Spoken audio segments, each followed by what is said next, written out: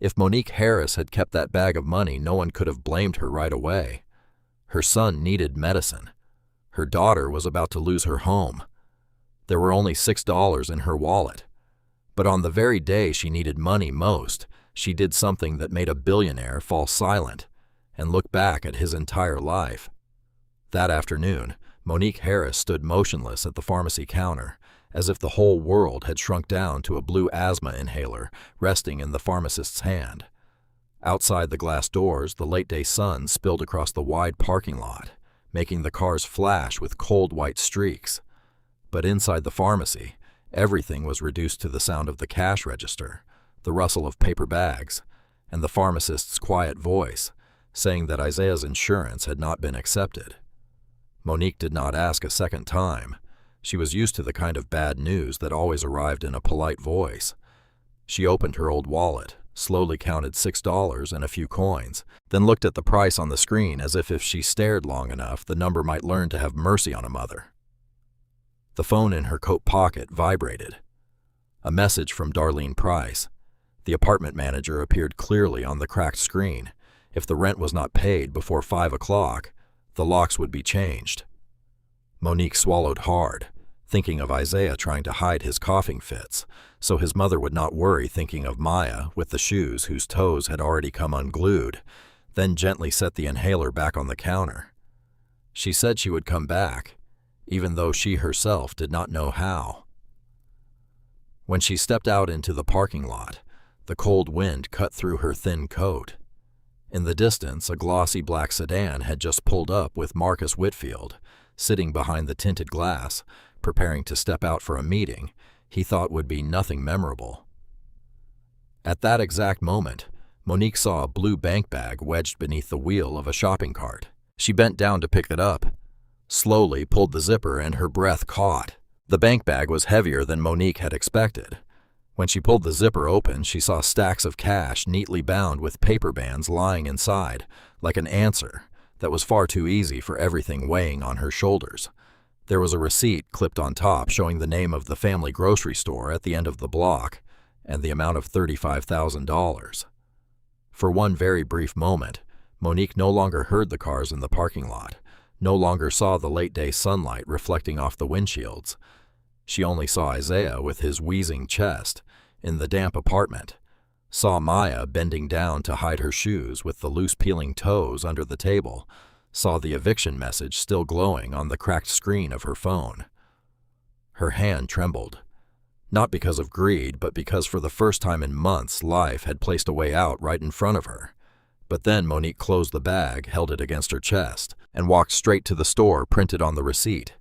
Inside, the young manager turned pale when he saw the bag. He snatched it, opened it, then looked Monique up and down with a stare that made her feel colder than the wind outside. "Are you sure everything is still here?" he asked. Monique stood still. That question hurt more than poverty, but she only answered calmly, "Count it." "I'll wait." Marcus Whitfield stood near the checkout counter, quietly witnessing everything. When the money was counted and confirmed, the store owner hurriedly offered Monique $500 as a thank you. She looked at the envelope for a long time, then gently shook her head. "I didn't return it for a reward," she said before turning and walking out. Monique stepped out of the store with empty hands. But in Marcus Whitfield's eyes, that woman had just carried away something no bank could ever hold. He stood by the glass counter for a few more seconds, watching the store owner still holding the $500 envelope in his hand, while the young manager lowered his head as if he had just realized he had insulted the wrong person, someone who had nothing but dignity. Outside in the parking lot, Monique pulled her collar higher and hurried toward the bus stop at the end of the block. She did not turn back to receive any thanks, nor did she look to see if anyone was admiring her. To her, doing the right thing was not a performance. It was simply the way she wanted her two children to remember their mother. Marcus slowly followed her toward the door. Something in Monique's tired back pulled him into a very old memory, when his mother had once mopped hospital floors for 12 straight hours, only to have a security guard ask her to open her bag because someone's wallet had gone missing. He had become very rich since those days, but the helpless feeling of the child standing beside his mother had never truly left him. An unexpected gust of wind swept through the parking lot, causing Monique's old cloth bag to fall slightly open. A few papers slipped out onto the pavement. She did not notice, only hurried onto the bus that had just opened its doors. Marcus bent down and picked them up. In his hands were an eviction notice, Isaiah's asthma medication bill, and a letter denying assistance with the logo of the Whitfield Promise Foundation. He looked at the name of his own foundation, then quietly said to his driver, "Follow that bus. Keep your distance. I need to return what she dropped." The old bus shuddered as it pulled away from the stop, carrying Monique in an afternoon that was slowly darkening behind her. She sat near the window, both hands clutching the cloth bag against her chest, her eyes watching rows of stores drift past, like opportunities her life had never quite been able to catch up to. At the next stop, an old man with a cane stepped on, digging through his coat pockets for a long time, only to find a few loose coins. The driver sighed. The passengers behind him began to grow impatient, and the old man lowered his head as if being 75 cents short was enough to make a human being feel small. Monique silently reached into her pocket, took out the last coins she had, and dropped them into the fare box. "Have a seat," she said softly. "Everybody needs to get home today." Behind the bus, Marcus Whitfield's black sedan kept just enough distance. He could not hear those words, but he saw the old man's trembling hand press against his chest in gratitude, and he saw Monique give only the faintest smile before turning her face back toward the window. The gesture was so small that the city barely seemed to notice, but to Marcus it weighed more than the bag of money she had just returned. Monique got off the bus in front of an old apartment complex, where the paint along the hallway peeled away in patches, and the swing set on the playground leaned hard to one side. She had barely stepped through the gate when Darlene Price blocked her path, her cold voice loud enough to make a few doors crack open. If the rent was not paid today, the locks would be changed. Monique lowered her voice, asking her not to say it in front of the children. But from inside the apartment, Isaiah suddenly broke into a violent cough, and then Maya's voice called out from the darkness, "Mama!" The lights went out again. Marcus did not step inside right away. He stood outside the apartment door, holding the stack of papers Monique had dropped, listening to the dry cough of a child echo from behind the thin door. When Monique opened it, her eyes immediately turned cautious. A man dressed far too neatly appearing at her door on the very day she was about to have her locks changed could not be normal.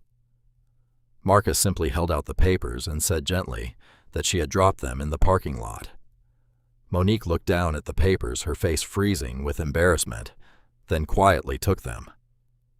The door opened a little wider, just enough for Marcus to see the small apartment behind her.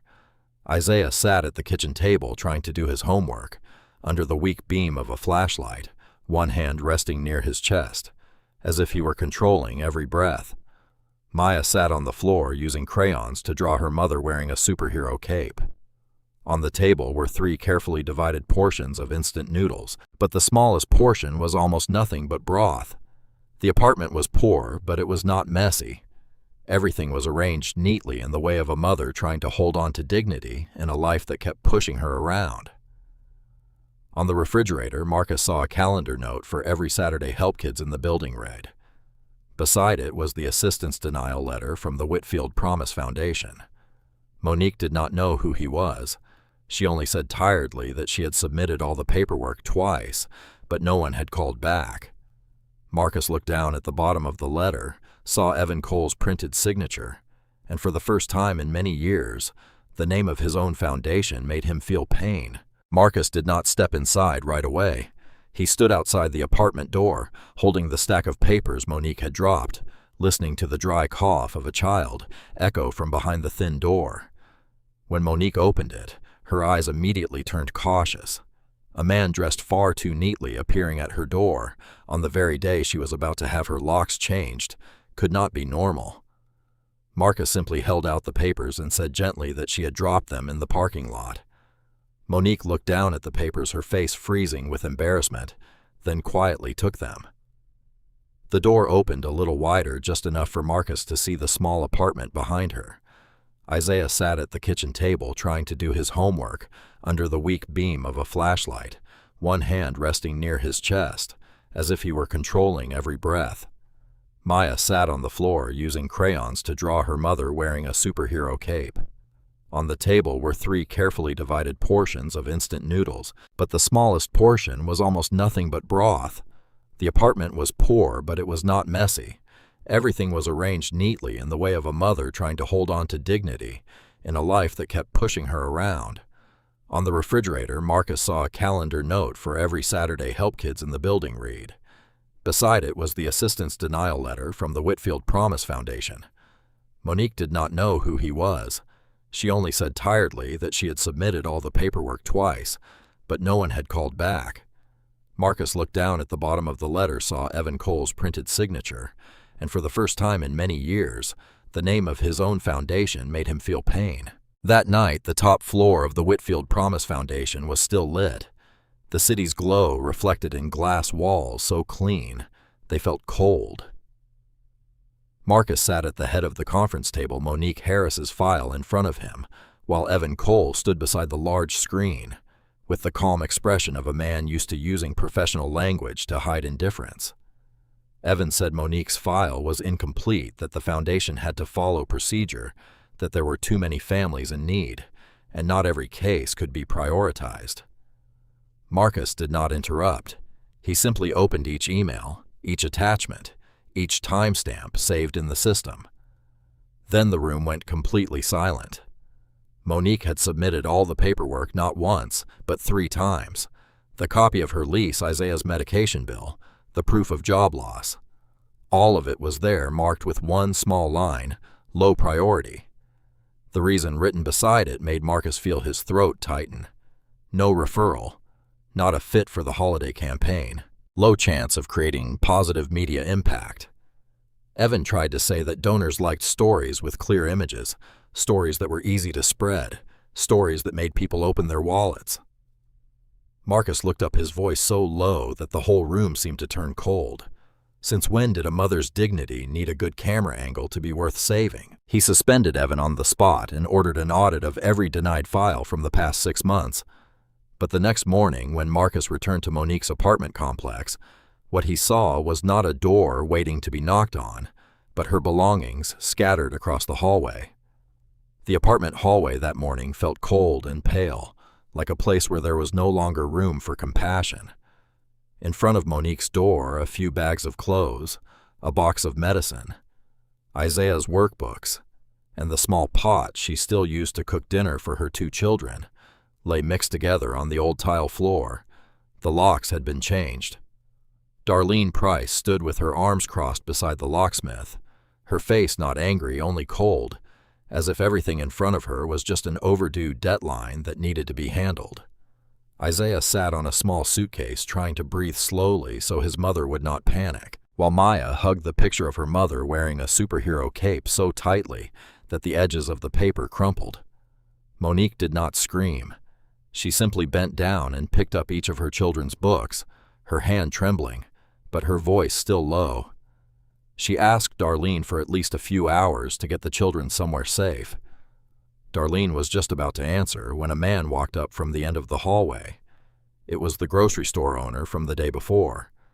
He looked at the things on the floor, then said loudly enough for the whole hallway to hear that this woman had returned $35,000 and saved his entire store from losing the money meant to pay his employees. Darlene froze, just as Marcus appeared. He did not raise his voice, only asked her about the extension request and the mold report in the apartment. But Monique gently stopped him. She did not want her children to learn how to humiliate someone else. She only wanted them to be safe. Marcus looked at her for a long time, then said, "Then we'll build something better than revenge."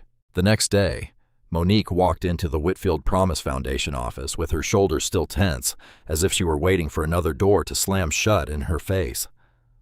The 2 children had been taken to a clean, temporary apartment with light reel beds, a medicine cabinet placed high out of Maya's reach, and a small air purifier beside Isaiah's sleeping area. But Monique did not let herself believe too quickly. She had lived long enough to understand that one kind day was sometimes only a short break between two disappointments. Marcus did not take her into the large conference room. He chose a small room with a window overlooking the city and placed in front of her not a check, but a new proposal. On the first page were the words, "The Harris Emergency Response Program." Monique looked at her name on it, then looked up, not sure whether she should feel grateful or cautious. Marcus said the foundation would create an emergency support program for working poor families within 48 hours, with a real person calling to verify a real person reading each file, and no mother left behind just because one box had not been checked. He said he could fund it, but he needed someone who understood the feeling of waiting for a call that never came. Monique stayed silent for a long time. Finally, she agreed, but with one condition: they could not use her children's faces to promote the story. Marcus nodded immediately. A few weeks later, the first file Monique saved belonged to another mother standing on the edge of having her locks changed, right where Monique had once stood. 3 months later, Monique Harris had a small office on the 12th floor of the Whitfield Promise Foundation. It was not large, not luxurious, but morning light always poured through the window, and one of Maya's drawings was taped right beside her desk. In the picture, Monique was still wearing the superhero cape, but this time behind her stood many other mothers, each one holding the hand of a child. Isaiah had all the medicine he needed. His coughing fits came less and less often, and every Friday afternoon, he often sat in the corner of the office, waiting for his mother to finish work, quietly doing his homework under real light, no longer under the weak beam of a flashlight in a dark apartment. Monique did not become someone else. She still wore simple shoes, still brought her own lunch, still read every file, as if behind every line of text was a human being trying not to collapse. One afternoon, the accountant reported that a refund of $3,500 had been mistakenly transferred into her program's budget. No one would have noticed if Monique had stayed silent, but she immediately signed the paperwork to return it. Marcus looked at her through the glass. Dor smiled and asked, "You really haven't changed, have you?" Monique looked at Maya's drawing and answered that she had changed a lot. She just had not sold the part of herself her children still needed to believe in.